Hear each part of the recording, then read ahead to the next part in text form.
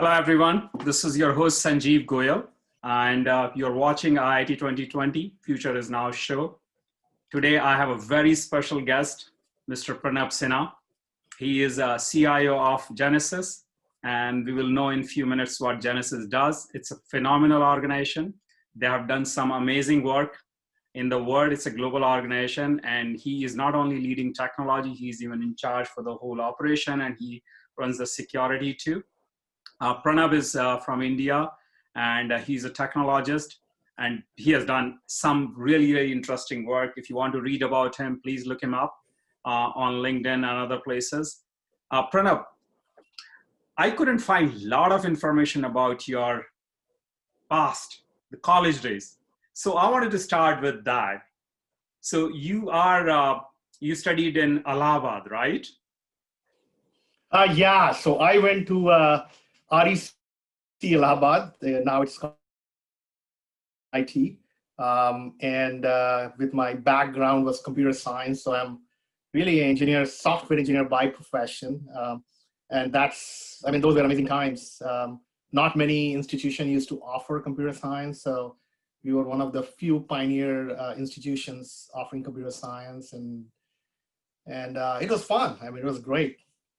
So tell us a story, which is a profound story from your college days, which has impact on you till date.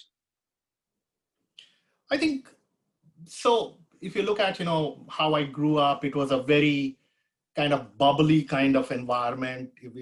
My dad was in Indian Oil, and we used to live in Refinery Township, and, there were schools. So you are very much contained, and then suddenly you go to college.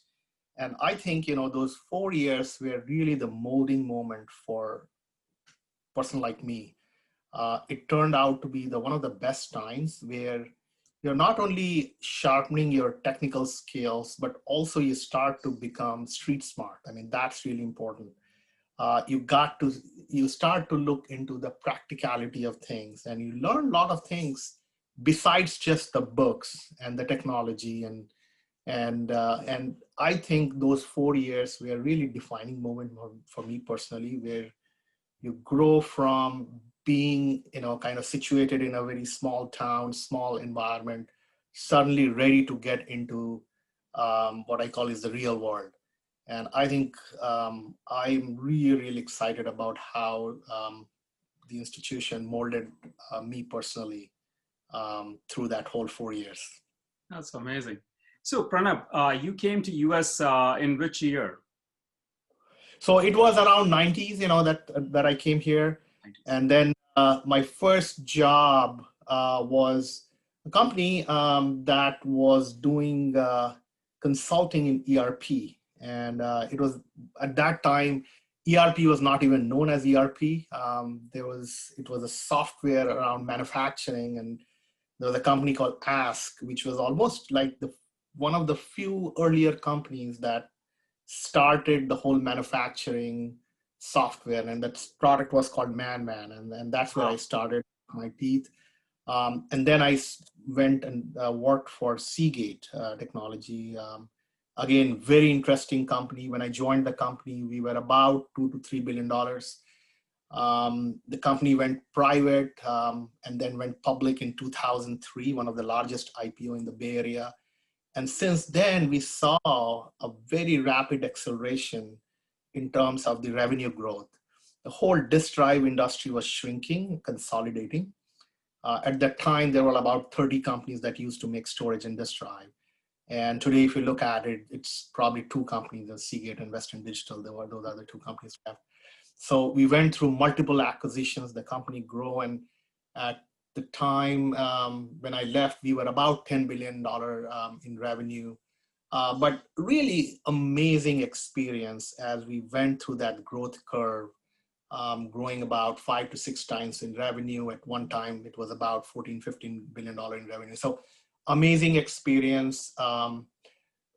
Really looked at the entire spectrum, not just purely from the IT perspective, but also got to understand, the mechanics of manufacturing and deep supply chain and logistics, and how you bring a product So you bring from technologist to a businessman pretty much, because you are involved in the several aspects of the organization, if I may say. Yeah. I mean, that was the exciting part. It's a very vertically integrated company. They slice their own wafers and take it all the way to disk drive. And you do that in different parts of the world, and you bring all that together in a disk drive assembly plant in China and in Thailand. And so the whole process was very interesting. And to put all that together and provide that infrastructure and provide the application construct to support such a vertically integrated supply chain was very interesting, really great experience. So let's talk about Genesys. And the big reason, Pranav, I reached out to you because Genesys, at a high level, it looks like a company and help support. But when I start really looking at it and start digging deeper, is you're doing much more than that. And it's not just providing just the infrastructure, you are really changing the way people interact and people service this whole, especially service-based organization we are talking today. And I know there are some new things coming. There is an experience suite, you are calling it. So it's coming. And so what I really want to know from you is now you're working with this global organization. I believe you are in 100 plus countries now? Oh, yeah, absolutely. Yeah. And you have I don't know, the numbers are not public, I'm assuming hundreds and thousands, hundreds plus maybe million users who use your product today globally. So yes, I started in Genesys about a year back. Very interesting company. So all my life I've been working on, manufacturing and hardware companies. This is the first time I got into a software play. And the reason was it's very interesting company. The product they produce is a platform that makes customer have that personalized experience with their customers. At the end of the day, if you create that personalized moment and you create that empathy with your customers, the amount of trust that you build and the long-term value that you build with that customer is unbelievable. And that's what we do. We enable that for our customers. We are starting to define the new category, which I call experience as a service. And the idea is that every interaction our customers have with their customer, it's very personalized to a point that if I'm dealing with a company and they are coming through a Genesys platform, you'll almost feel that I am the only customer for that, for my, from the provider of the service or product. So that's the kind of platform we are providing, obviously supported with tons of technology, with the whole concept of data, AI, ML to just have that moment where customers have that unique experience, that deep personalized experience. So that's what we do. We have seen amazing traction in the market with our product and our message and where we are heading to. The other thing is we have one of the, I would call it one of the most complete solutions in the industry. So if you look at our product set, there are two kinds of product set. One product is really focused on what I call is ground up built for a SaaS multi-tenant kind of environment, and we call it Genesys Cloud. It caters to certain set of customer base. And then we have the other piece, which is multi-cloud, where people can either run a private edition in their data center or can decide what cloud they can run in. So one of the most complete product set, all built ground up, and it's not something that company has retrofitted from their previous product set. And so that's what makes it exciting. I think we are just. I have a question on that. Yeah. And that's, so two questions actually I have. So when you talk about empathy, digitally, how you deliver that empathy, that is very, right. It's very impressive you are doing it, but can you walk me through the use case where you can say, hey, this is the scenario and this is how we are able to deliver just empathy, because that is the biggest piece missing today when I talk about providing service to our customers or I am on the other end where I am a customer. Yeah. So a good question, Sanjeev. So what happens in your when you call a customer service for a product or service that you have bought from a company, if that interaction includes all the historical information about you, so that the agent on the other side understands your position, puts themselves in your shoe. Obviously, they have the broader context, they have all the information, and then being able to deliver that service that is very personalized to you based on your situation, your context, that creates that empathy. So that's what we are talking about. So And let me give you a scenario, Pranab. And yeah, that's something always bothers me. And one of my, I know one person, and he has almost like $3 billion worth of call center operation in India. Amazing, brilliant organization, do a phenomenal job. And I was having this conversation with him and he couldn't answer. So I thought today will be my day and I can ask this question. So as a customer, tons of my data is already online. And it is available to literally anyone, whether I like it or not. You know, organization have, they get the data and I receive emails and all. What I find it is when I call someone, I have to give him a lot of context. Even today, for example, my internet is down. I call Cox Internet and it's such a poor experience. And I say, guys, I pay you so much money. I have gigabit connectivity. I mean, just imagine I'm just one guy in the house. I took the gigabit connection, which is the best connection they have. It's still, they can't service me. And I'm not running a server here. I just do because all I care is get the best experience or give the best experience when I'm talking to you or I'm conducting my business or I'm communicating with anyone. Very poor quality, and every time they hand off to different person and the information doesn't flows. Plus they should be able to figure out just with the way I'm talking, with my tonality, with my tone, and they have like years of data. They can see what should we do, what should we do, and they use the words a lot of time, I find it, which pretty much annoys customers like me. And I'm not saying I'm a big shot and I'm a busy guy, and you know, of course I can have my assistant call and all, but a lot of time at 11 o'clock in the night, there is some issue. I'm not going to call anybody. I have to call them or I have to chat with them. And then nothing is integrated, right? They have a chatting system. They have we have launched this SMS based system. So the point I'm trying to make it is, when will we be able to have this personalized experience? And what is missing? What is the problem? I think, I think first of all, you're right on. I mean, the problems that you're seeing is not very unique, and that's where Genesys comes into play. So what our platform does, it connects. So if you look at where the problems are, the people on the phone, first of all, they have these multiple channels through which they are interacting. Those interactions are not just happening through voice, they are happening through a chat, through whatever service they are using. And so having to bring all that through a common framework, so at any time we are able to see what that customer is looking for and then bring that contextual data into play. So then what happens is the person who is servicing your request, they have a clear idea of your position, your situation, and be then able to deliver a very personalized experience. Because today what is missing is that whole context.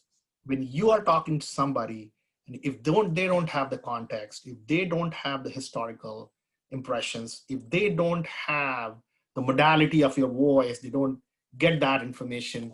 If those signals are not there, you are treated like any other, 10 question. Yeah, but my problem is different, Pranab. I come from technology background.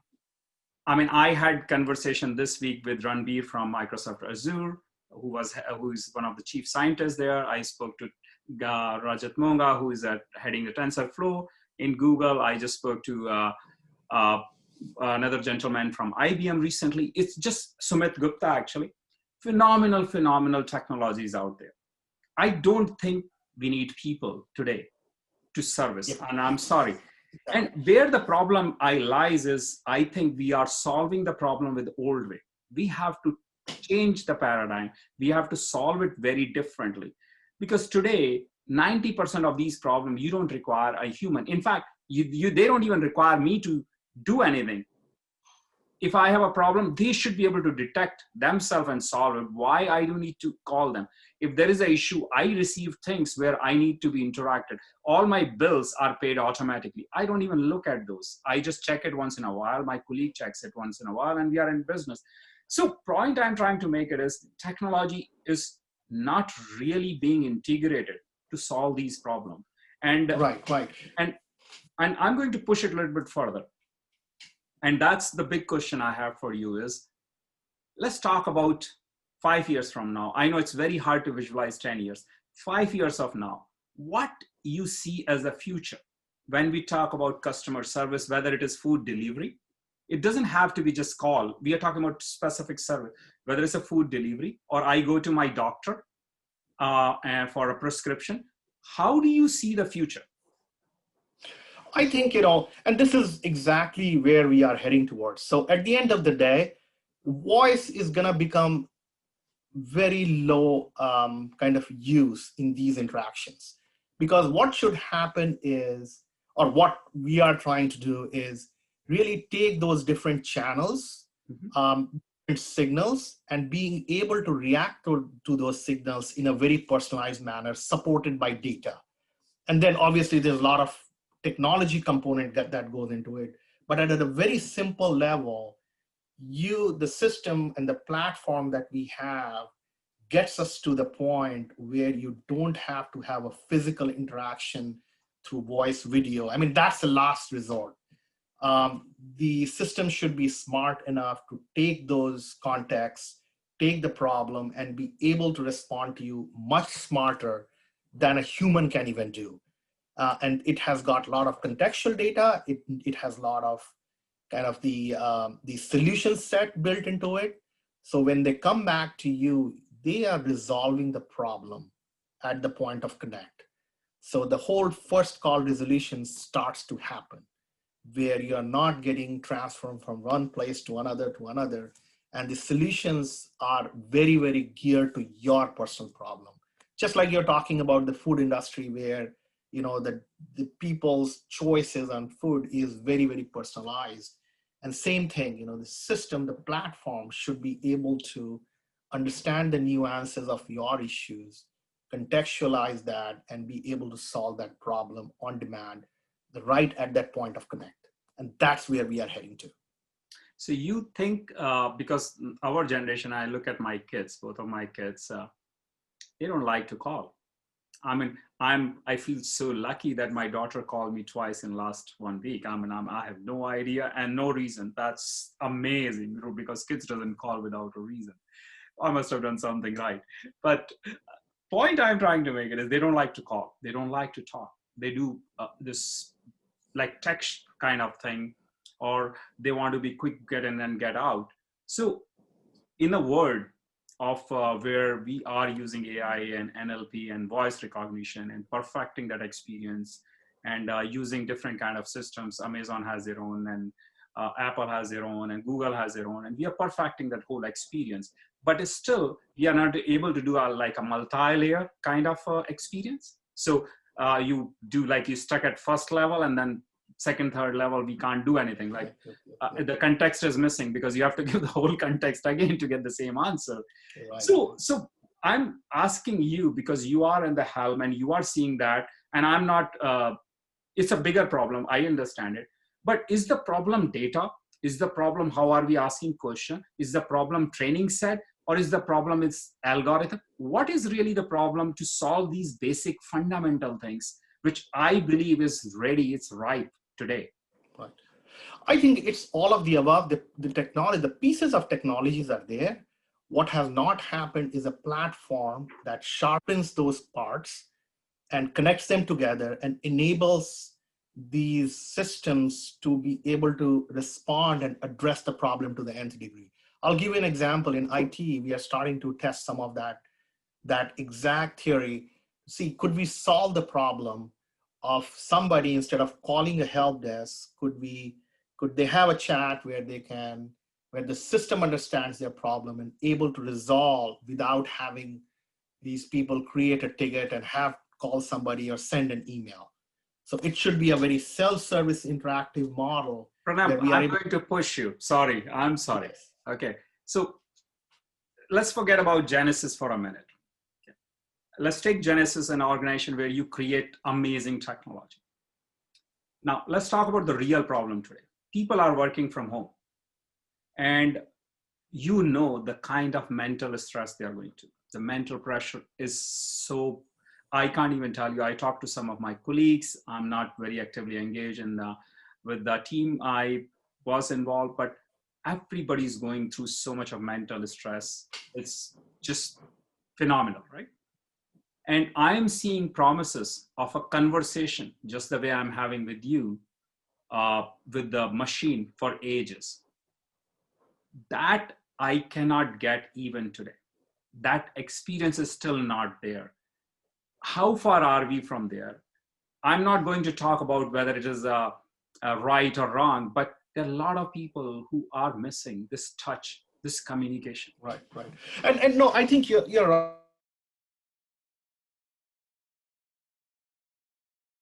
on there. But the thing is, every day it's getting better to a point where those rough edges are starting to get removed. It's getting much smarter. So the interaction that you're having with a non-human, with a machine, in certain cases are even better than a human interaction.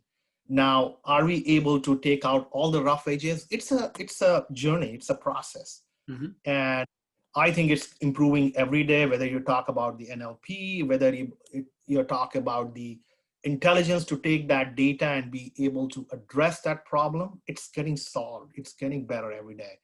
And so what will happen, I think we will continue to see that improvement. We will continue to see a much better connection of these pieces together, where the context of your text or the interaction is taken all the way to resolution of the problem, and that'll continue to happen. Yeah, are we there? Yeah, we are not there in every sense, but I think if you look at just even 2 years back where we were and compared to today, I think it's night and day. And so this is going to continue to evolve and improve. Great. So Pranab, the next question I have for you is, most of the listeners are from IIT community of this message. We have 450,000 plus alum globally in 100 plus countries. Plus this year it is all inclusive. So we are inviting anyone who wants to participate and collaborate with us and create better future. So that's one big reason I invited you. So where do you see opportunities? Where do you see the challenges? Where do you think that our engineers community or thinkers community can create value for themselves and value for the society at large in this area, whether we call it AI, ML or what? Where do you see they can really make the difference? I think, the biggest difference they can make is take these concepts and start to apply in areas where it really helps the society and people in general. I think these technologies are great, but how do you take these technologies and unbundle them to solve some real problems? Mm-hmm. And that's where we as the engineering community need to put our focus on, because it's not all about creating great technologies. It's about really the practical usage to really improve the day-to-day lives of people. That's where we can help. So what you are saying is the the foundational layer of the technology is available. What is really missing is how do you apply and create use cases which really solve a real problem? Because is this problem worth solving or not? That is a common question. Even I ask as an investor all the time. People come to me and they say, hey, they want me to write a check. I say, okay, great. Wow, it's a wonderful solution you're talking about, but who is going to buy it? Is there even a user? Or forget about buy it. Is there any social good around it? So I agree with you. So the big thing you are saying is finding and defining those problems are the key. And how we solve it. Always, yeah. And then the other thing I would highlight, Sanjeev, it's not always about economics. I mean, I think in the Valley, generally we get wrapped around, okay, how do you take this and create a solution and think about, people start thinking about an exit. I think, where we can do good is where we start to really look at these hard problems. Mm-hmm. Obviously, economics is really important, but also look at from a lens of how do you solve these problems? These are bigger problems. Yeah. And the solution sets are there, pieces of technologies are there. How do you tie these things together to deliver a solution that really helps the society? So give me one problem our community can solve. I think, one of the areas that our community can solve is around, especially in this time when people are so stressed, how can we create a platform for young kids, for our students, for even our young professionals to be able to connect on issues that are beyond just their day-to-day work related issues. It's about mental stress. It's about problems that they are having on their day-to-day lives. How can we help connect these people together? How can we help address some of these things? How can we provide solutions around those things? Those are bigger societal problems in general. And it's not just about creating a technology solution. It goes beyond that. And that's one of the areas I think this is a very successful organization, successful group of people. And I think we need to take some steps towards that. I think, Pranab, we can, if we put the right people on a table, people who have desire to solve this problem, what you put it on, put across us, I'm pretty sure our audience will love to participate and solve. This is really an interesting problem. I haven't thought about it. I never realized that the problem is because lots of time when we talk about mental health, we are talking mostly, 60, 50, 70, like older generation, yeah. Not the young kids. I mean, they're perfect. What is wrong in their world? They're just having an amazing time. But listening from you, that is very interesting. So yeah, it is a problem. Is it the digital overload you're talking, or you're talking information overload, or what are you talking here? It's all the above. It's digital overload. It's not being able to get out of home, get into that, college environment. I'm just an example. It's the pressure. It's the continuing to grow with the whole peer pressure increasing. It's that environment that is there today, especially with the COVID situation. It's much different. And so how do we help our young generation deal with that? Yeah, that's a big one. With that, Pranab, I want to thank you for your time. It's a phenomenal talking to you. I can't even tell. It was so much fun, and I really enjoyed it. And on the behalf of our audience at IIT 2020, thank you very much. You took time, and you're with us. Thanks. Hey, thanks, Sanjiv. Thank you. Take care.